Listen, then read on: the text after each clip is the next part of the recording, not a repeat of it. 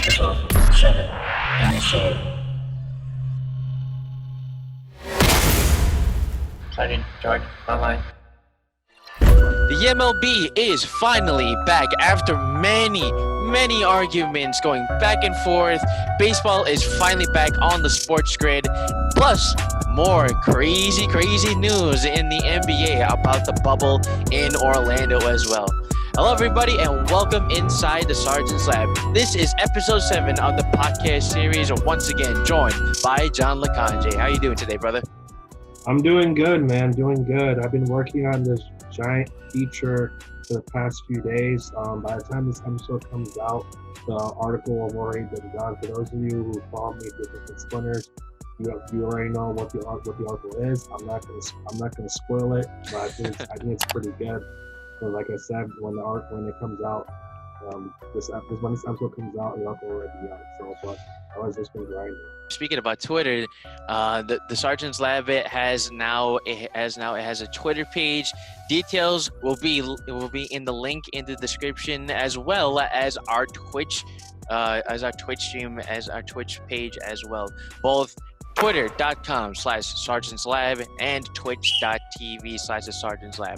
And we're going to be updating you guys on each episode on Twitter every time it goes live, just like today and just like last episode from episode 6. So today, major controversy with the NBA as well. There's been a lot more updates regarding this season. So today, June 24th, is the final day, the deadline for NBA players to try to opt out for this season, or if they just wanted to stay and actually play in Orlando.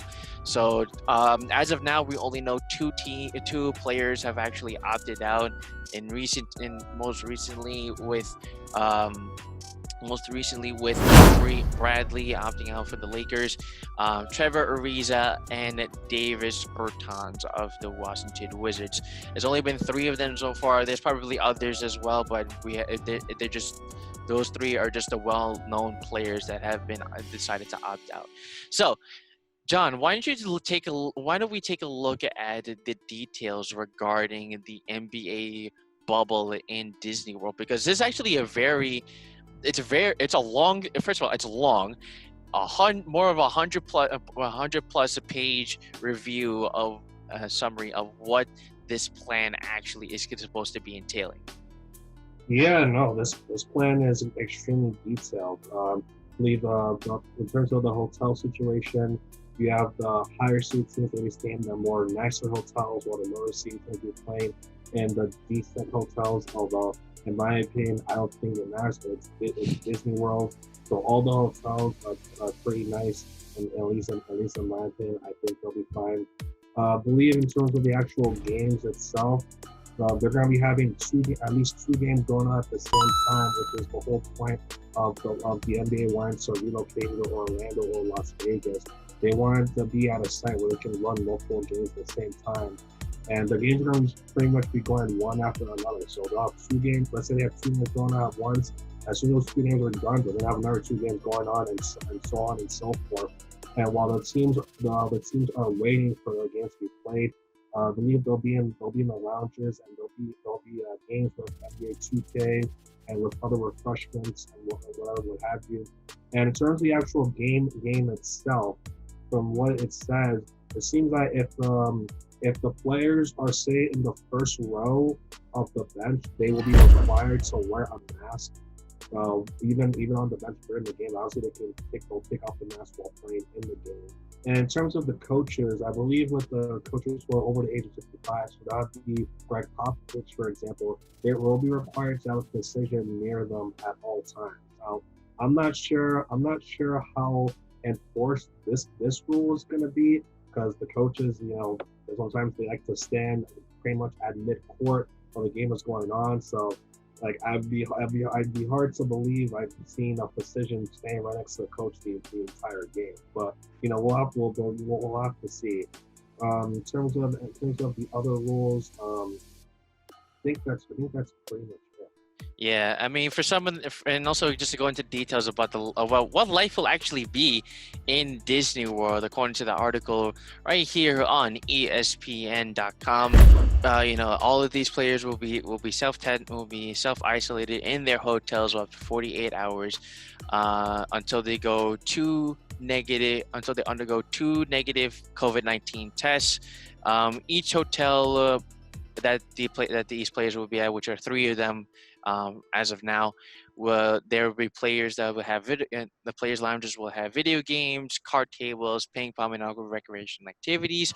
If you think that they have to be that Disney has to be careful about the way they have to handle this, I think they're really doing well. I think you said in our last episode that Disney has been really a really good host for the NBA this season. Hopefully, in the future, they could do something like this. You know what I mean?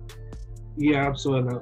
The only thing I really hope that Disney enforces, or if not, then hopefully the NBA will step in and tell and ask Disney to do, is to encourage the employees to stay inside the bubble. Now, obviously, the obvious reason for this being the recent spike in cases in Florida. Orlando, which is where Disney is located, has been one of the hardest hit areas during this recent spike. And as of this recording, they're still saying that the Disney employees will be allowed to leave and come back to work every day, which in my opinion I don't agree with, because again, with the rising number of cases, there's just too much risk. And a lot of the doctors, or at least a lot of the health professionals who've been interviewed about the NBA's ball plan, they're already kind of on edge about the NBA sticking with their plan to remain in Orlando. But one thing I will say is I really hope that the NBA asks Disney to encourage or possibly even enforce their employees to remain inside the bubble for the duration of the season. Because obviously in Florida right now, they're seeing a recent spike in cases. Orlando, where Disney is located, has been one of the hardest hit areas during this recent second wave of cases for the virus. So the NBA, obviously, they have no choice but with this Orlando bubble plan, because they can't relocate back to Las Vegas, which is the other popular site, because the West Coast is getting hit just as hard, if not harder, with this recent spike of cases. And obviously, they don't want to. The last thing they want to do is cancel the season too. Like everyone's saying, if they cancel the season, that gives owners the power to renegotiate the collective bargaining agreement, and no one wants another lockout. In a way, this is kind of a lockout within itself, because even when this season ends, as of now, they don't really have at least a concrete idea of when next season will start. Yeah, exactly. And then who knows when next season will start and how many games are actually going to be played, And I mean, we were talking about it a couple of episodes ago in episode 4, where we were saying like, hey, are they going to do like 50, do like how the lockout was a couple of years ago back in 2011 and 2012, where there was like around 66 games. Hey, that might be even less than that. It'd probably be like 50, 40, 50, or probably even less than that. Who knows? And they just go right into playoffs.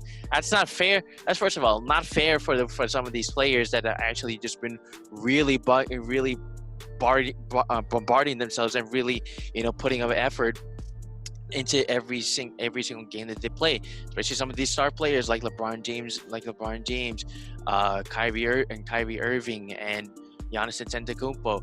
And some of the players on some of these star players and top teams in the league. So it's kind of tough to balance it out. Fortunately, Adam Silver, he's a players commissioner. He really cares about the players' opinion. Pretty much almost every decision he makes it because of the players. Now, in terms of the next season, I think they're going to do 50 to 60 games. There's no way they can fit 82 games into 4 months. They're already looking at a December start. I think December 1st is the date for right now. I have a feeling that's going to get pushed back just because of the uncertainty of when this season is coming back. Now, it is only June, so there's a lot of time, and that's why I believe the NBA, they haven't made any decisions yet in terms of postponing or pushing back this season again. But again, even if you start in January, I believe it was in 1998, 1999. That season started in January. They played 50 games. The model shows that it works. Plus, that's pretty much how many games you see a lot of these star players play now. They play between 50 and 65 games, so it works out for them. Plus, it gives them more of an incentive to want to play every single game rather than take random off days for loading. Especially when they won the play, especially when some of the players like, I remember Kawhi Leonard for a couple of games this past season, on national TV decides to not play.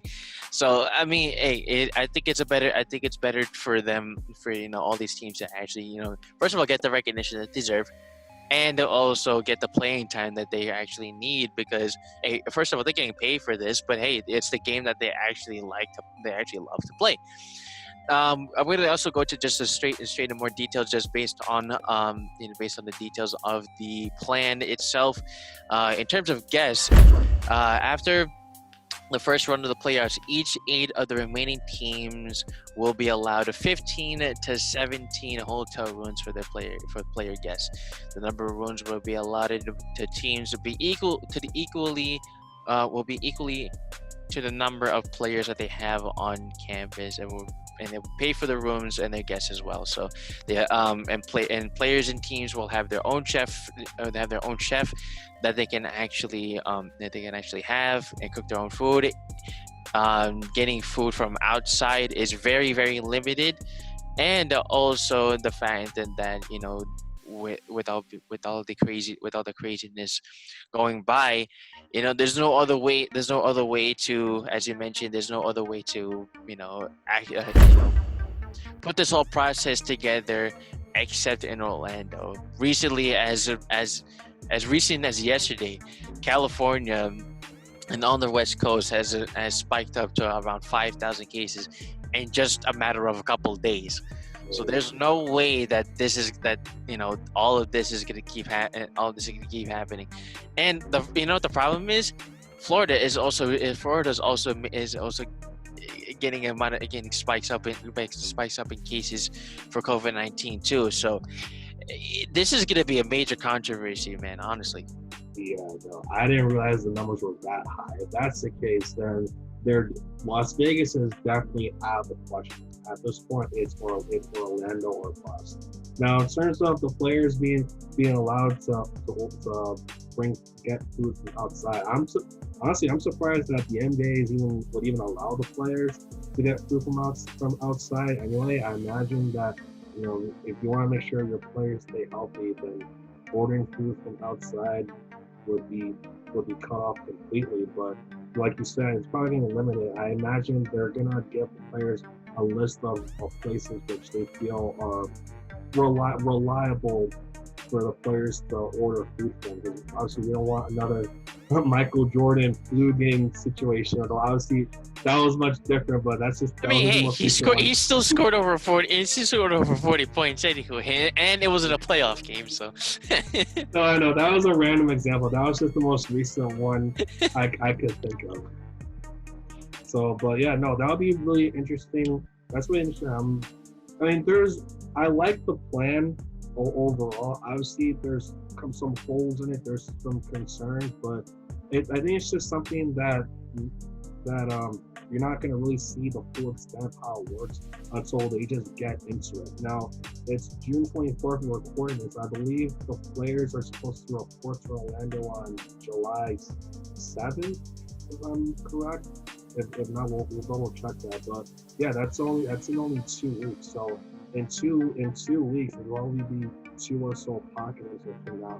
We're gonna see how this plan works in full effect, and then the NBA obviously will go from there to make changes to the plan as we get closer to restart the season. Let's switch it over and go right into the MLB, because big major news topic as of a couple of days, and as of yesterday, the plan to impose a 60-game 2020 season after failing to reach a deal with the MLBPA, because Holy Jesus, dude! Like I can't. The way this went down with the voting process, it baffles me, dude. Absolutely baffles me. Yeah, no, honestly, no one is a winner in this situation. Well, first, in terms of my initial reaction to when the plan came up, I was shocked because as of now, the players are supposed to report next week, a week from today we're recording this, so that's July 1st, and then the season would start on July 23rd and the 24th. That will be opening day. Like, I was really shocked. I was like, wait, what? They're gonna start this. They plan to restart the season in a month from now. Like, again, we kept saying that, or even whether it was during the podcast, even off camera, I kept saying, okay, they're either gonna start the season in August and then end it sometime in late October, early November, or God forbid, they might start the season in maybe like early September and end in like late November, early December. Now, obviously, if the latter happens, that means they have to relocate the games to a warmer climate like California, because obviously the Northeast would not be ideal to be playing games in November and December. But again, moving forward, I think no one wins in a situation because the players and the owners were not able to agree on something, which forced Rob Manfred to impose a 60-game schedule, and no one wins in this situation. Exactly, and then I'll give you the details from a CBS MLB article. So the league decision after the MLB Player Association voted to reject the Major League Baseball's proposal for the 2020 season on Monday evening. The proposal called for, among other things, a 60-game season, an expanded postseason, and no additional salaries guaranteed should the season be canceled due to the novel coronavirus. The vote, which featured one MLB representative per team and 8 members of the union executive committee, was 33-5 against the proposal, according to CBS Sports HQ Jim Bowen confirmed. So Jim Bowen also confirmed that. Also reported that the imposed 60 game season will start on July 24th. In details we'll go into. It offered players to have these specific benefits. Number one, the universal DH for 2 years, a guaranteed $25 million in playoff pools in 2020.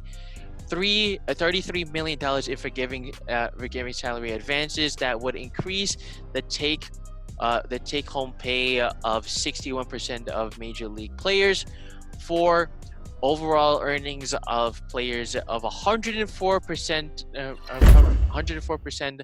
of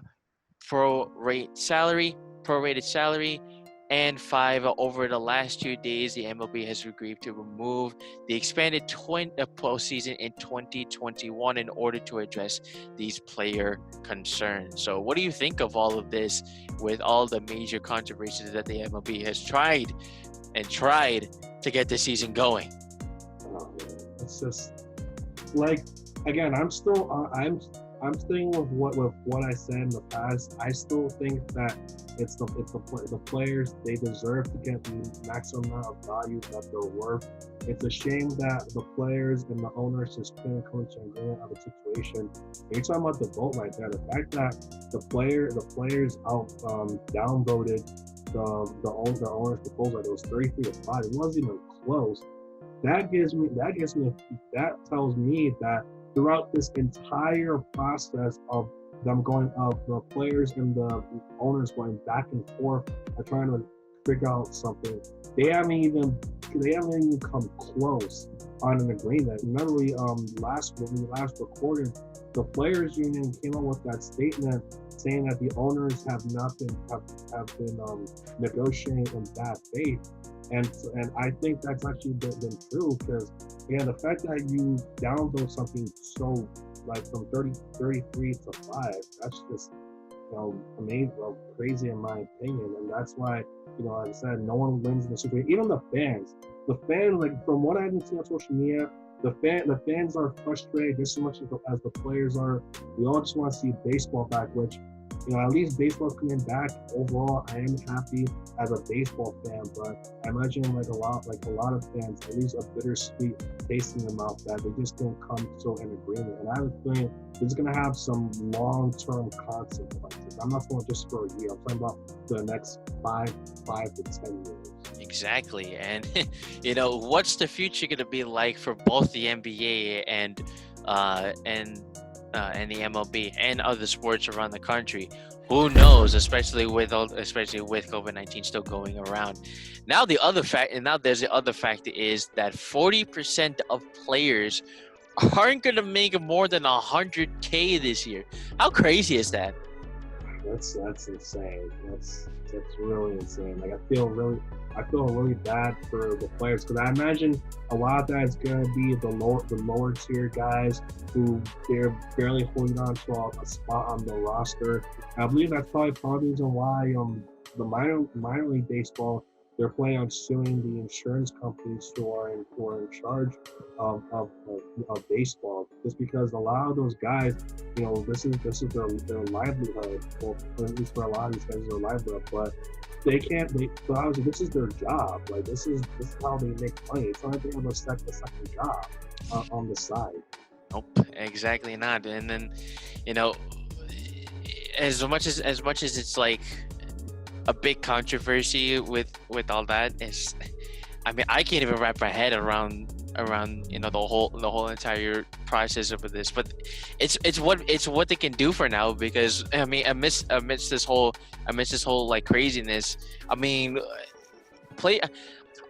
I would think players need to be happy, both the NBA and the MLB, that they're actually going to have the opportunity to play the game they actually love. At the same time, you also have to be very aware about yourself and about other people that want to see you, that they can't really like physically see you right in the arena, right in the stadium, and that kind of sucks. But it's the way that we're living right now, and it's the way things are, because with all that craziness, there's so much you can really do. You know what I mean? No, and that's it's funny you bring it up. Literally throughout this, it's funny that you bring it up, because throughout this entire pandemic, we're going on over 3 months now since this pandemic started. We've really seen which sports leagues actually are trying to take care of the players and which ones are obviously not. You see soccer and UFC. Soccer and UFC, they've been going on for pretty much over a month now. They're still going strong. Now the soccer leagues over in Europe have had to shut down because of the virus. They're making sure to take care of the players, doing daily testing. And now I know before, I believe when soccer leagues first opened up, some of the players got in trouble for violating social distancing guidelines, but I believe they've clamped down on that now. Even UFC, they had the whole Fight Island idea, and that's actually worked out a lot, because UFC is still going strong. I don't think there's been any reports of players testing positive for the virus in quite a while. So obviously that means they got that under control. And the NBA too. Again, you have to commend Adam Silver and the owners for being patient, taking their time with this, and not rushing the season back. Because that's actually what happened in China. And I've read articles of NBA players or former NBA players being stuck in China because the Chinese Basketball Association threatened that if the players go back to the United States to try to play, they won't be allowed to come back to China. And even going furthermore, it's even worse. It seems like when the pandemic first started, so it's been back in March and April, they were the players that were interviewed for the article I read, they said that they were getting new reports every week or every couple of weeks that the league is going to restart and to be prepared, only for it to be shut down again. It got to a point where, I forgot one quote, but one player said they got to the point where they ignored the rumors, because they were just getting something new every week. And obviously, again, with baseball, the owners have just been really negotiating in bad faith. That's the entire situation. There are even reports of of few owners saying they want to cancel the season so that they can renegotiate the collective bargaining agreement, and so that way they make more money than the players, and the players would be screwed over. Location. Where is the MLB gonna be playing all of their games gonna be this season? Because we were projecting, it might be the worldwide sports arena, like where the NBA is, or in Arizona. But now with all the cases going up, it's up for grabs. Yeah, and that's one thing. Thank you for asking, because one thing I forgot to bring up actually in my initial reaction.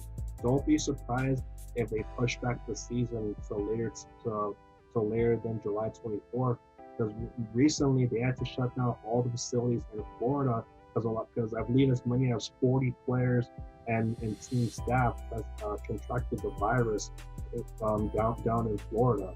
So I won't be surprised if they have to push back the season.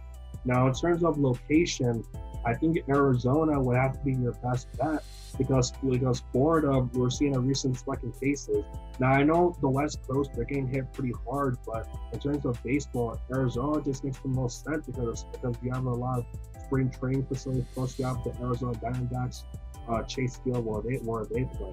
Now, I know off here we talk about possibly New York because the Mets and Yankees, they're actually back here in New York for spring training, and the players have been practicing for the season. But the thing is, though, baseball is much more tougher to schedule than basketball. Because at least basketball, you can just have the games rolling one after another. Baseball, the games are 3+ hours long. I think that's part of the reason why they implemented the new extra innings rule, or I believe each team would start with a runner on second base in order to speed the games along. Now, again, this doesn't fully solve the issue, but I think it's tough to say at this point. It's too early to tell.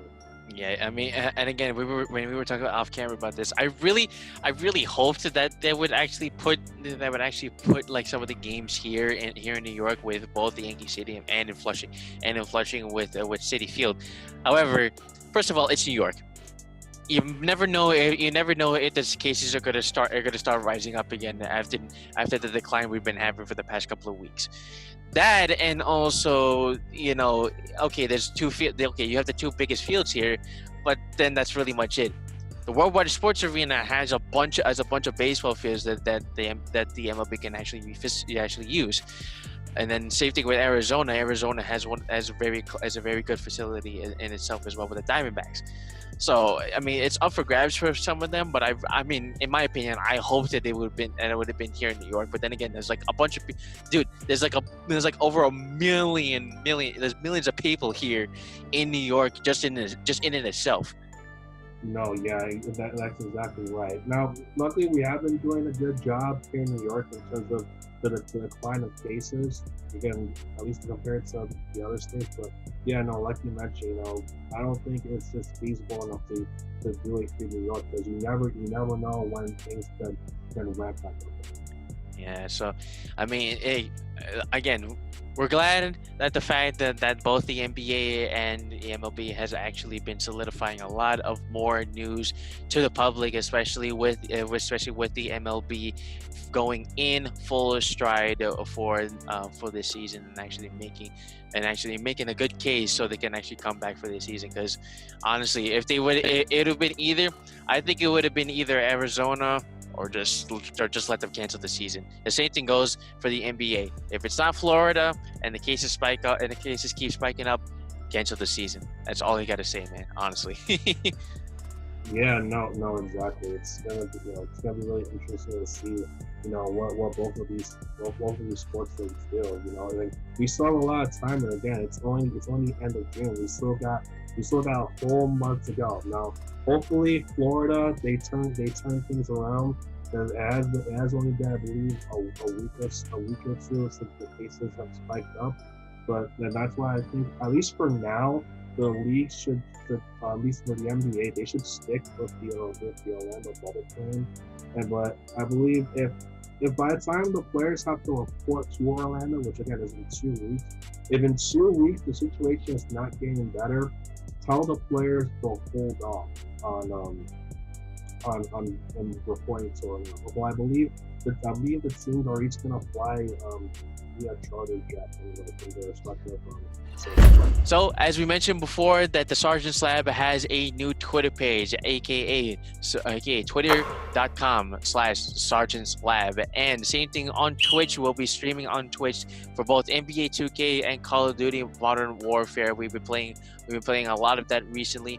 And it'll be twitch.tv/the Sergeant's Lab. So, John, thank you again for being with me today here in the Sergeant's Lab. Yeah, no problem. Again, everyone, you can follow me on Twitter at JML5798. That's at JML5798. Make sure to read my articles too. Make sure to watch our live streams as well. We're going to be live streaming on Fridays, or now hopefully every weekend, to give you guys some more great content. With Matthew George here, you can check me out on Instagram, Sergeant Matt George 22, SGT Matt George 22 on Instagram, and you can check me out on Twitter with the Sergeant's Lab. Okay, this is Matthew George and John Lakanje signing off. Have a good day, everyone. Take care. Signing off.